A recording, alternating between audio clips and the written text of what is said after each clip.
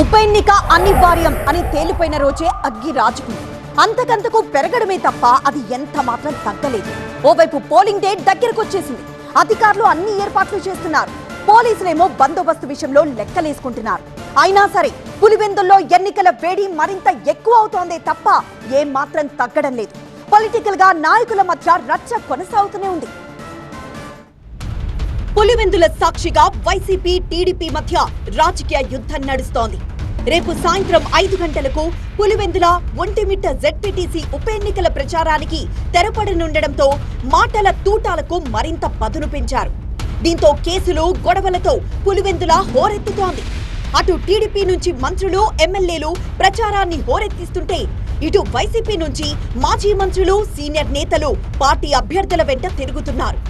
ఎవరికి వారు సై అంటే సై అంటూ ఉండడంతో ప్రతి చోట ఉద్రిక్త పరిస్థితులే దర్శనమిస్తున్నాయి. అందులో భాగమే ఇటీవలే ఎమ్మెల్సీ రమేష్ యాదవ్ పై జరిగిన దాడి. ఈ అంశం రాష్ట్ర రాజకీయాలను షేక్ చేసేసింది. టీడీపీ వారే ఈ దాడి చేయించారని వైసీపీ ఆరోపిస్తుంటే ఎన్నికల్లో గెలవలేక అరాచకం సృష్టించేందుకు వైసీపీ కుయుక్తులు పన్నుతోందని టీడీపీ అంటోంది.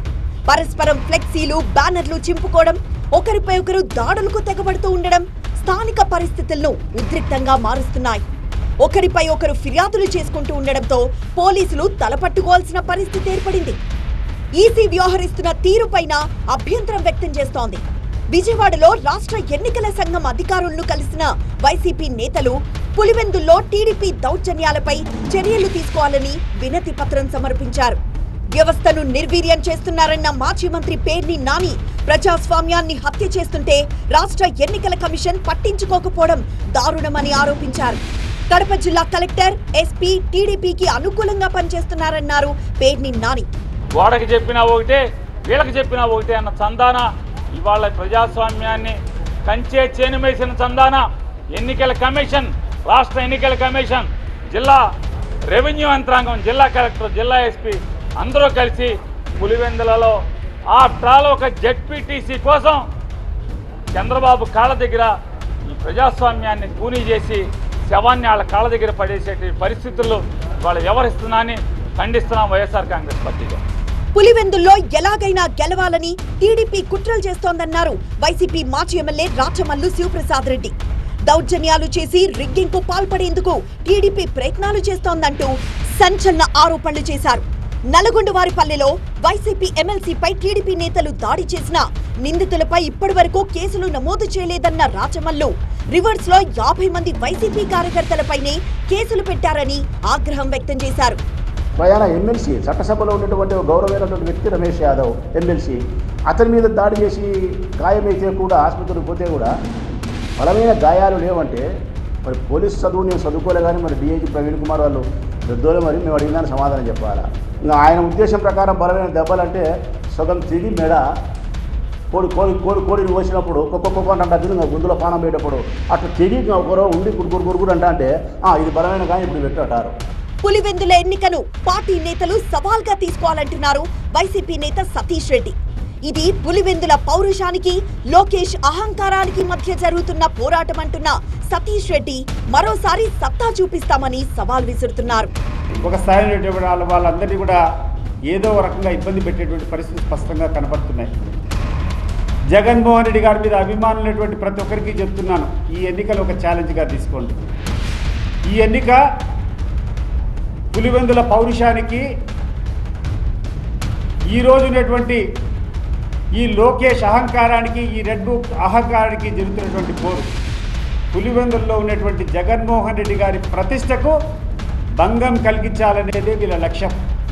అయితే పులివెందుల చుట్టూ జరుగుతున్న ఈ పొలిటికల్ వార్ లో టీడీపీ వర్షన్ మరోలా ఉంది. ఓటమి భయంతో పులివెందుల జెడ్పీటీసీ ఎన్నికను వైసీపీ బాయ్కాట్ చేసినా ఆశ్చర్యం లేదంటున్నారు ఆ పార్టీ జిల్లా అధ్యక్షుడు శ్రీనివాసులు రెడ్డి. వైసీపీకి ఓటమి భయం పట్టుకుందని, అందుకే ఆ పార్టీ నేతలు లేనిపోని రాద్ధాంతం చేస్తున్నారని ఆరోపిస్తున్నారు. వీళ్ళు కేవలం ఓడిపోతామనే భయముతో ఆరోపణలు చేసి బాయ్కాట్ చేయాలనే ఆలోచనలో ఉండారు. ఈరోజు సాయంత్రానికో రేపటికో ఎన్నికలు బాయ్కాట్ చేసినా వాళ్ళు ఆశ్చర్యం లేదు. ఓటమి భయంతో ఓడిపోతే రాష్ట్రంలో అయ్యో పులివెందుల్లో ఓడిపోయినారని అనుకుంటారని చెప్పి ఆ ఓటమి భయంతో బాయ్కాట్ చేయాలనే ఆలోచన ఉంది అనేది మాకు ఒక సమాచారం. మరి చూడాలి ఏం చేస్తారు. మేమైతే గెలుస్తాం, ప్రజలు మాకు ఓట్లు వేస్తున్నారు. పొలిటికల్ గా వైసీపీ వర్సెస్ టీడీపీ.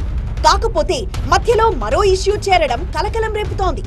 పులి మీద సవారీ టైప్ లో రెండు పార్టీలు చెలరేగుతున్న వేళ మాజీ మంత్రి వైఎస్ వివేక హత్య కేసు మరోసారి తెర మీదకొచ్చింది. ఇటీవలే కడప జిల్లా ఎస్పీని కలిసిన వైఎస్ సునీత కీలక వ్యాఖ్యలు చేయడం సంచలనంగా మారింది. వివేకను హత్య చేసిన వారు ఇంకా బయటే తిరుగుతున్నారని, న్యాయం కోసం తాము ఇంకెన్నాళ్లు ఎదురు చూడాలని ఆవేదన వ్యక్తం చేశారు.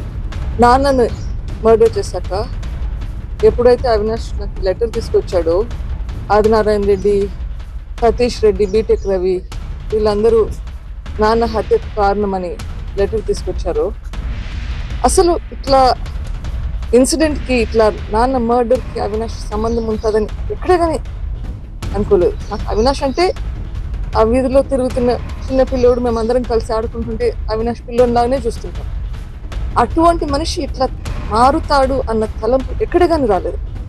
అనుకోకుండా వచ్చారో కావాలని వచ్చారో తెలియదు కానీ సునీత ఎంట్రీ ఇవ్వడం పులివెందుల పోరులో అక్కికి ఆర్జ్యం పోసినట్లయింది.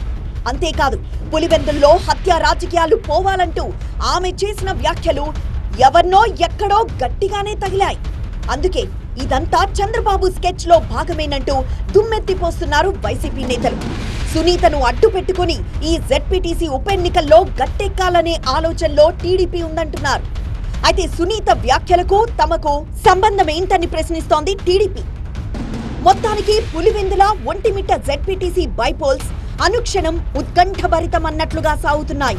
పరస్పరం దాడులు, ఆరోపణలే కాదు, అనూహ్యంగా తెర మీదకొచ్చిన వివేక హత్య కేసు ముచ్చట కూడా ఈ ఎన్నికలపై తీవ్ర ప్రభావమే చూపేలా కనిపిస్తోంది.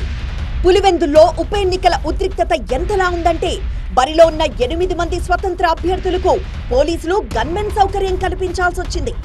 మరో ట్విస్ట్ ఏంటంటే వివేక హత్య కేసు నిందితుడైన సునీల్ యాదవ్ పులివెందుల జెడ్పీటీసీ బరిలో నిలిచారు.